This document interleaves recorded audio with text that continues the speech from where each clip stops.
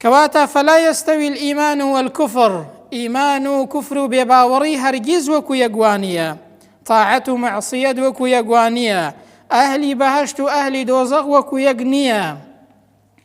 كواتا كاري باشو كاري خراب وكو يقنيا للاي خواي پروردگار، وهروها مالي حلال ومالي حرامي وكو يقنيا، بيع معامليك حلال لقل ريبادا وكو يقنيا خواي قورا وكو يكان تماشاناكات. ئینسانی چاک و خراپ وەکو یەک نییە، ئینسانی واهەیە لێی تێک دەچێت، فەرق بە چاک و خراپ ناکات، فەرق بە ئیمان و کوفر ناکات، فەرق بە عەدالەت و خراپەکاری ناکات.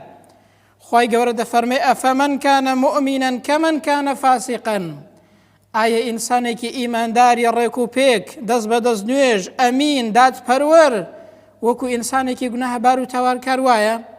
وەکو یەک وانییە. لا یەستەوون، خوای گەورە دەفەرمێ ئەو دوانێ وەکو یەکوانین.